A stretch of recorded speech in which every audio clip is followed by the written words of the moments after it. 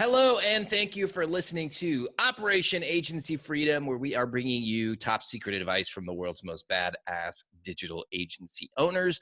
These amazing men and women are sharing their stories of how they have built 6, 7, and 8-figure digital agencies and how you can too. My name, of course, is Chris Martinez, CEO of Dude, where we help digital agencies by giving them the people and the processes so they can take on more website projects and scale profitably. Today, I am joined by Cliff Almeida, the whiz, the genius. You've probably seen him in a lot of different places. He's doing some cool stuff. Coming in hot from Phoenix, Arizona. What's up, Cliff? How you doing, man?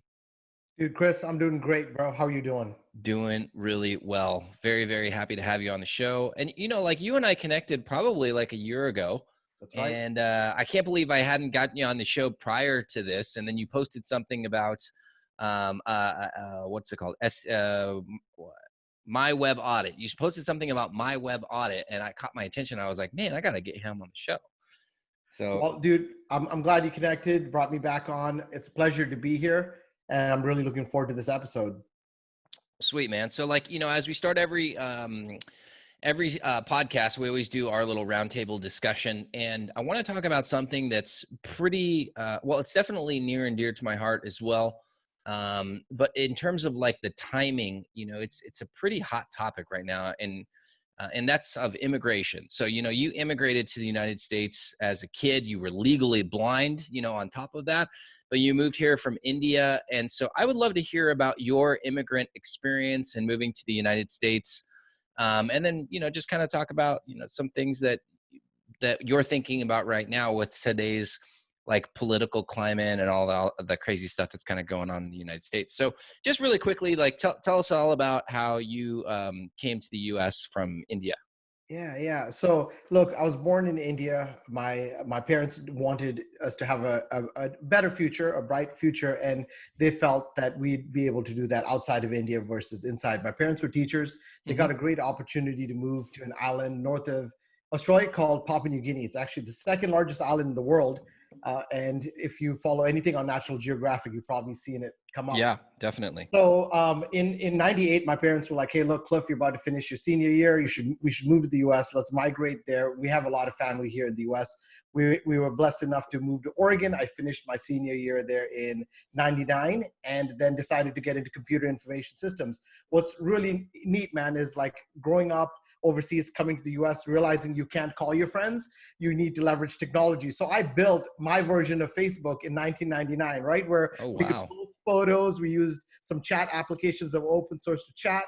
Long story short, my parents did all they could, sacrificed their savings to come here, help us build a better future. I worked hard I think like a lot of people do, especially immigrants, I feel, in many cases, because we have the burden of our parents' sacrifices on our shoulders, right? We Totally. got to justify the investments they've made and make sure we make them proud, and that we do something that inspires other people around us, and ultimately that inspires our parents to say like, yes, everything we did paid off because my child has had a better future than me. So long story short, worked for the government for many, many years. In 2008, I started realizing, look, I moved up, became the chief deputy information officer for the governor's office here in Arizona.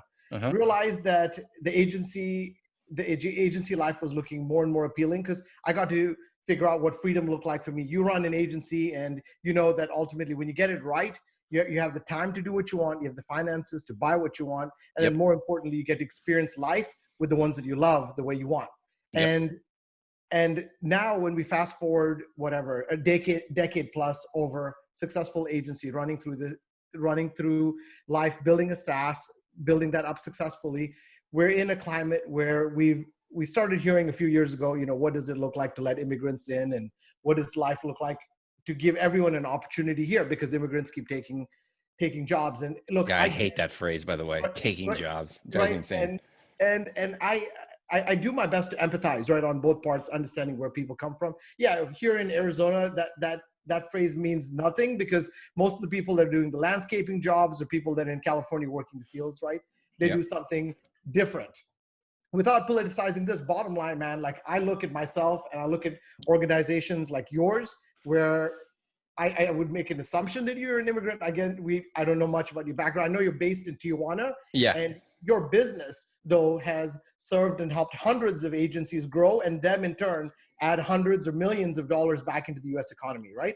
Exactly. It's the cycle of money, like that's why it's so hard for me to understand why people, well, I can understand why people say it, but when it comes to like taking jobs or whatever like that, like they just don't understand the flow of money. And what's really interesting in my case is that I'm now an immigrant in Mexico.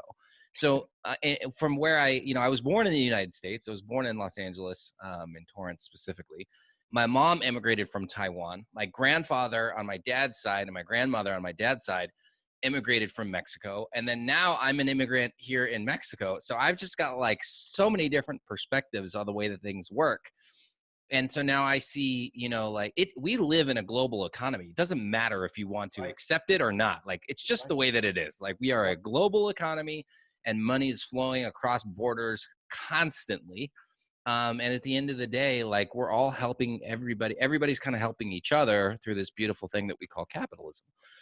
That's right. So, and each person plays a role in that, right? Like exactly. You're the business owner, and then there are people under you that work, and then there are people who support us as contractors. And so we've been hearing, like for us, I fly people back and forth from we have a location in India as well. And now as we look to bring someone over, one, we have to deal with COVID, but then the other thing is these continuing changing laws and restrictions on who you can bring and why. And it's crazy because at the end of the day, our business based here in the US is generating plenty of money back into the economy. Not just that, we do a lot of work in our community, right? By building these roadblocks for small businesses like me and you, they pose so many challenges, and we don't have the expensive lawyers that can, have these $10,000 retainers with these large legal contracts to get these visas and get these people in without, having to wait 6 months to get paperwork pushed through. Yeah, I think that's something that a lot of people don't realize is that the restrictions that are put in place. And it's not like, we're not trying to find, it's not like we're not trying to find staff in the US, like an American born whoever. Honestly, I don't care. Most owners don't give a shit where you're from. We just care that you're going to do the best job possible, right? And that you're going to be able to deliver value to our clients, which is then going to increase our profits, and we can continue to hire more people. And those people are able to spend more monies and more money in their local communities. And it's this huge, kind of like awesome effect where everybody is profiting. But there are like laws that get put into place that really end up stifling the economy for everybody. And you and I are kind of like on the front lines of that, having working in different countries. And it just really, really hurts the overall economy if we don't have access to the talent that we're looking for, whether it be in the States or anywhere really. So, yeah, man, I can definitely empathize with you on that. And like in terms of the laws, that are being, or I would say laws and restrictions that are being put in place. I mean, it's pretty crazy. Like, and for what? Like, what are we really gaining out of it? Like, I don't really see any upside to doing those things. I'm totally with you, bro. Cool, man. Well, now that we've had our kind of like immigrant stories / political conversation, let's jump into the whole reason why we're here, which is to learn more about you and your journey, which you kind of alluded to at the beginning, working for the government. And, it's really interesting. And I want to hear about this as well, because as an immigrant, especially an immigrant from Asia, Southeast Asia, it seems like the only options that you have, and I heard somebody else say this before too, it's like you have 3 options for jobs. You can be a lawyer, you can be a doctor, or you can be a disgrace. A disgrace to the family. So, like coming to the US and eventually working in digital marketing, which is like when you started, it was like not a thing. Like you were like a freak out of the basement. How did you go from this idea of working for the government, which is like the stable job with good benefits that every immigrant's parents wants you to get, to now you decide you want to run a digital agency? Dude, you wouldn't believe the conversations I had to have with my parents when I told them, look, I'm leaving this job. Well, Cliff, we worked so hard. Like you worked so hard and it's a stable job. It pays well. When we tell people this, like the title, the reputation that goes along with that, when you tell your, like the joke is always like when you get three immigrant mothers together, each one's trying to up the other and what the child does, right? Totally. Title of Deputy Chief Information Officer sounds good. Man, bottom line was that I loved technology and I got into what I did with the government because I saw what technology could do when leveraged right to transform things. Like I was part of the initiative, actually helped lead the initiative that transformed the grant management system during Hurricane Katrina for the state of Arizona. Wow. And so I understood what that looked like when you leverage technology, but then the side argument to that was like, well, you can do all of these things, but government always moves 4 years behind like the technology curve, right? It's like the educational curriculum. At least 4 years. Right? Yes. So the state of Arizona was doing pretty well. But at that point, I said, look, I want to kind of do things my way and I want to have control to do it, you know, the way I want it, where I think we can get better results. And I'd already been doing side gigs here and there. So I decided to take that plunge, man. And that started out with a lot of custom web development. And that's where I found the most profitable projects, just solve expensive problems. But along with that came major headaches. Because as you know, like you run a shop, you know, the more complicated a project is, the more risks that come along with it. Long story short, as the years progressed, it moved from web design and custom development to digital marketing, because we've always tried to focus on solving expensive problems. Yeah. And that's how we transitioned from the government to custom web development to an agency shop that does digital marketing and web. And so what is it that you guys are focusing in on right now? Okay, so our agency here in Phoenix, Arizona focuses specifically on building high-end converting websites for companies that are between the $5 to $50 million range. Right. Awesome. So those are companies that have already proven that they can generate profit through their business model. And we come in and we do conversion rate optimization. We do UI UX design to build, you know, brand awareness, deal with page performance, on-page optimization.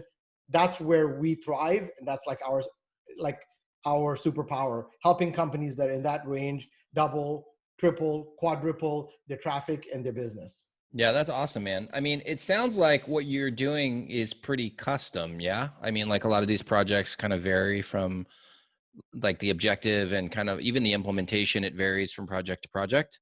Yeah, great question. So when we used to do custom, like we've done grant management applications, call center apps, we've done a lot of those over the last 3 years. So you had Brent Weaver on, you know, Guru's group.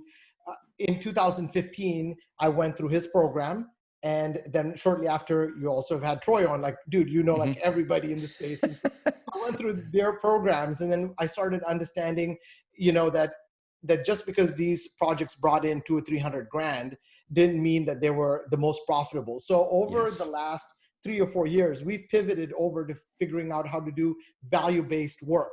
So what do I mean by that? We find companies where when we move the needle in their business, that we can, for example, charge 10, 20, 30, 40 grand easily, and then be able to bring back, you know, 100, 200 grand for them, whatever that may end up looking like. And so we bring those type of companies into the mix, and we try to solve the same problem across various industries without all the complicated dev work. So what do I mean by that? When we talk about conversion rate optimization, we have a long list of things that are best practices. We implement them all the way for CRO. Same thing for on-page optimization, and then same thing for UI UX. And that's kind of where My Web Audit came from, where we continued to standardize our processes. And then we realized so many agencies say we're a web design agency or we do X, but really all they do is take a template, throw it up, and then hope that it sticks and it works, right? Yeah, totally. Did you always love, you know, before you went through Brent and Troy's programs and you started to standardize and, you know, productize some areas, did you like that, or did you like the full custom kind of like crazy whirlwind projects like that is like, it feels more creative? Which one, or was it easy for you to kind of transition to the more profitable model? It was hard. First, I had to start saying no to projects, which is a hard thing to do. Yeah. But the truth be told, man, like all of us have in the agency journey, people are going to be listening to this, and some of them hopefully hopefully most of them are gone out of the, well, hey, I got a text message at 8 p.m. at night, like this is broken, or, the site went down. And so the pain was enough for me to make that transition and be okay with it. The results I saw within 1 year of doing that, where we literally cut out maybe about 50%. I fired our largest client. I fired them. And, we lost 300 grand right off the bat from that decision. But being able to make all of that up and then have a peace of mind and a better structure made up for that. So 1 year later, I was able to see it. When we were going through the thick of it, I was happy because I was making money, dude. But once you start realizing making money isn't the only thing that you should be looking at, like peace of mind, making sure your team is happy about the work they're doing, the stress Exactly. levels, those type of things matter. And all of those KPIs tremendously went up in a positive direction once we eliminated that part of our business. That's awesome, man. And honestly, like so many people struggle with that. And I find this is pretty typical of CEOs and founders, is just, I think by the nature of our personalities, like we love dynamic, changes and excitement of the like getting new clients and of course saying yes to bigger projects and stuff like that. And it is difficult. Like it takes discipline to be able to shift that mindset, and it's essentially picking up a new skill where you can then look at the business in a different way and then adopt these new ways of operating so that you can run a business that's more profitable and essentially like easier to manage and serves your lifestyle or your life goals a little bit better. So I definitely think that there's a lot of people that are going to be able to relate to that part of your story. In terms of like hiring, because we're all about showing agencies how to scale and grow and, accomplish their goals. Like in terms of hiring, who are some of the people that you brought into your organization that really helped you build the kind of like agency of your dreams? Yep. So, man, just real quick, just to give you context, right? Chris, a lot of people come in now and they're like, man, I wish I'd started my agency 10 or 15 years ago because there was no competition. Right. And dude, the flip side of it is I tell them there were no companies like you, dude, where there was talent that delivered results. There were no people like Brent and Troy and these other coaches that helped you, skip a dozen or more steps and save a whole bunch of time. So when I started this, I started developing on my own before I could hire anyone. Mm-hmm. I decided, hey, let me go with the outsourced route. I got a huge project worth almost 100 grand. The initial project phase was about 30. We bombed on that project, man. Like the company I outsourced to, and you must hear this all the time because you're solving that problem, right? So they ultimately like Cliff, we built this on the outside. It looked really good. This company was large enough that they brought in a contractor, a consultant to look under the hood. And when they looked under the hood, they were like, oh crap, there's a bunch of problems. And I was like, oh shit. Like the people that told me they could do this didn't follow the practices they should have, right? Ultimately, we had to part ways with that company, and they were referred to me by someone I trusted a lot, so that hurt me personally. After that, I swore to myself that I would not work with anybody on any technology I didn't know and could trust. And so that's when I got my first hire. I ultimately hired my first senior developer. He came as a referral from a friend. And that senior developer is now our chief technology officer. He's a whiz, could easily work for a company like Google. So that was probably my most impactful hire, only because I found someone who I could trust that was great at the technology part. I was able to translate business requirements into tech. He was able to fulfill that.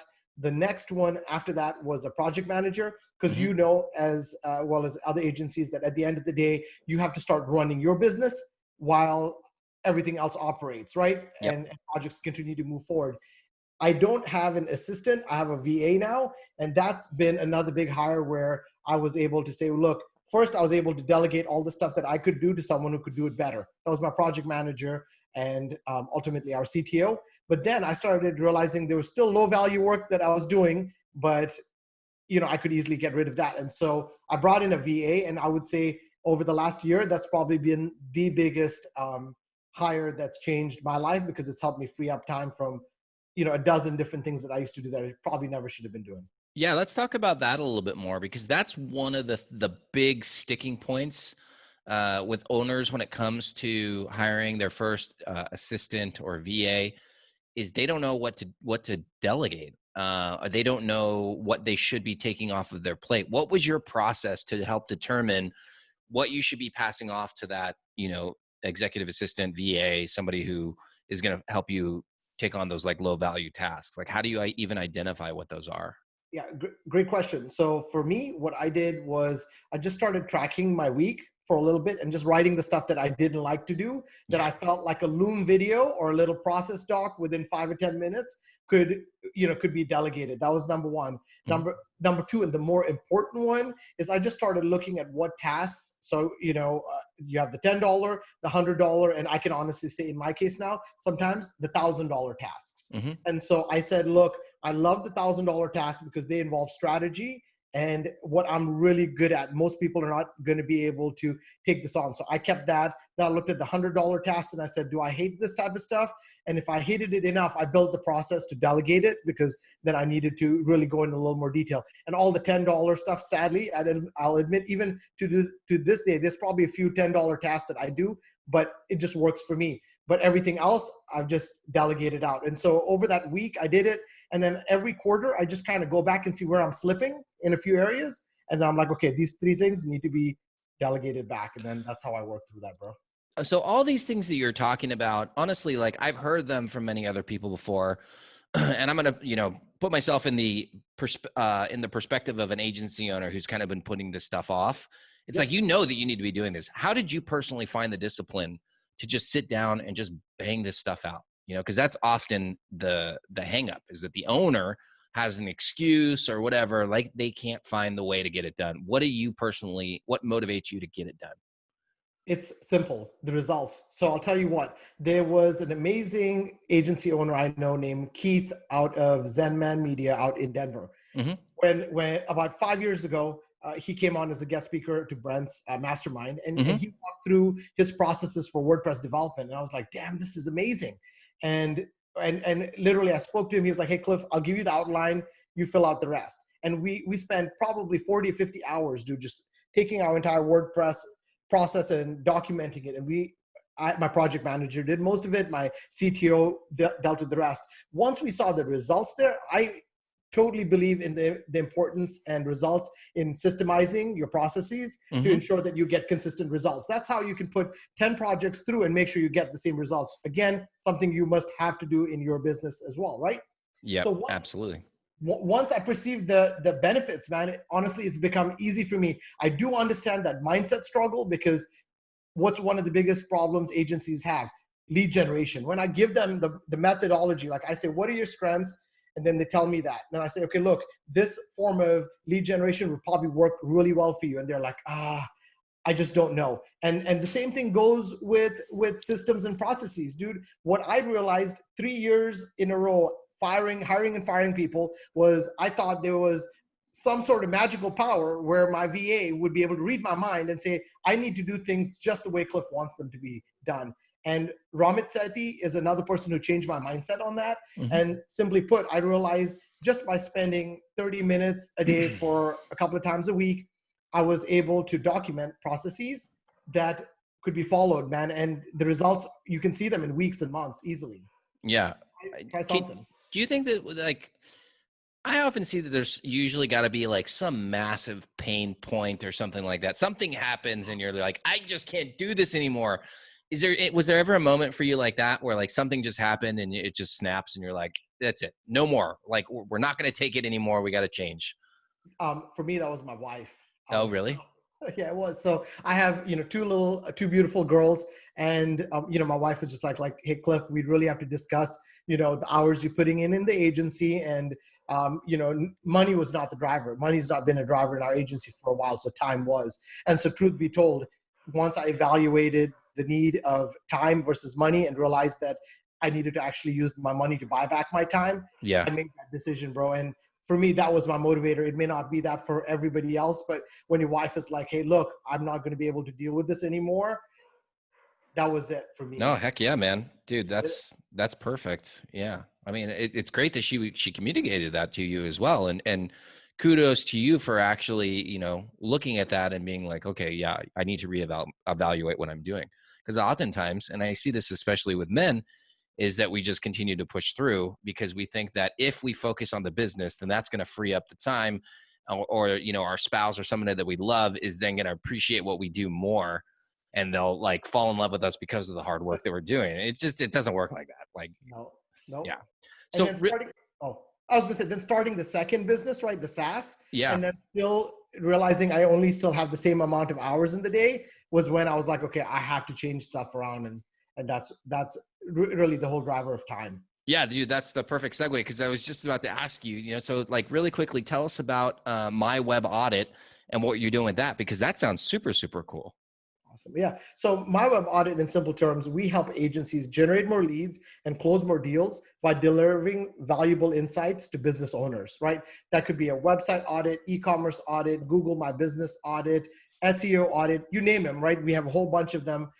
I try to call them growth insights, because simply put, what does an audit mean to anybody? It's obviously in our brand, because that's what agency owners call them, audits. We call them growth insights. Simply put, we tell businesses, look, give us 30 minutes of your time and we'll show you how to grow your business in ways that you value and understand. And so what we've done is we're 15,000 hours into this app, bro. And it's gotten a lot of success, because simply put, we've made our reports look beautiful, but even more important, we've taken all the tech jargon and we've had a copywriter convert that into terms that a business owner can value and understand.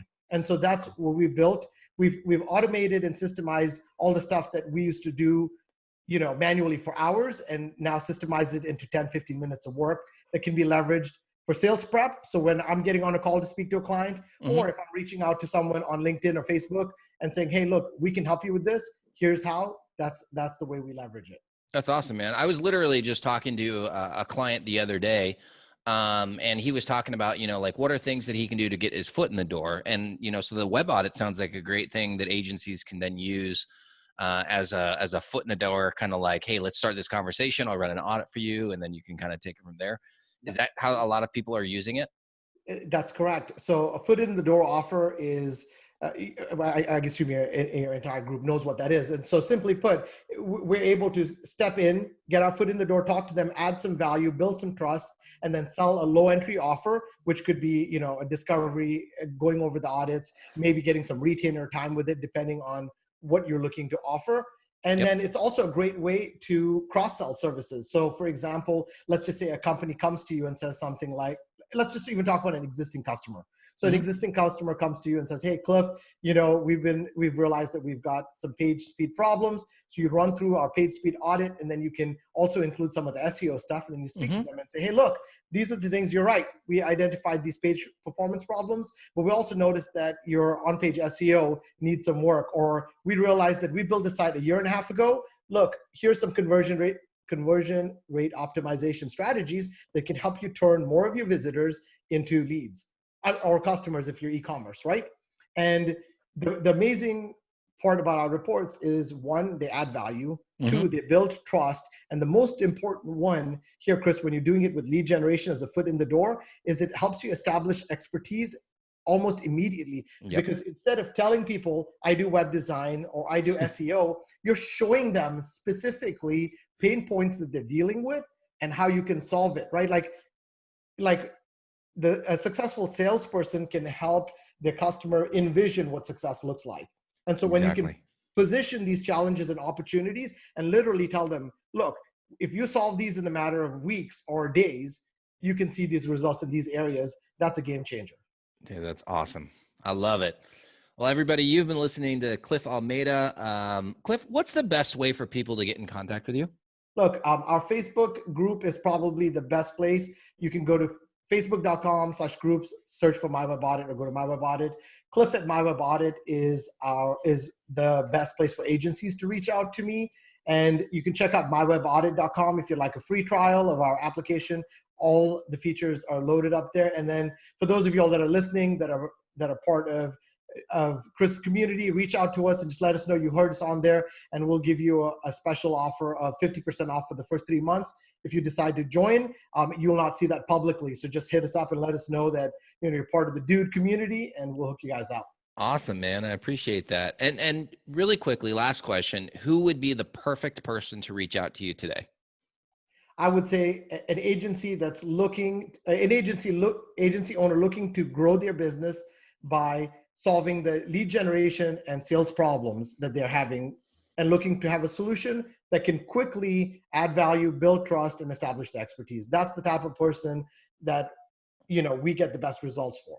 Perfect, man. Well, Cliff, I really want to say thank you for going on the show and for providing us with so much value, man. I mean, it's a quick show. It's only 30 minutes, but you provided like probably 10 golden nuggets that can help take somebody to the next level. So thank you so much for being on the show.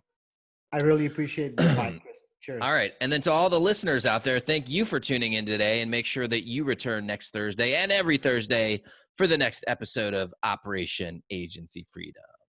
Bye, guys.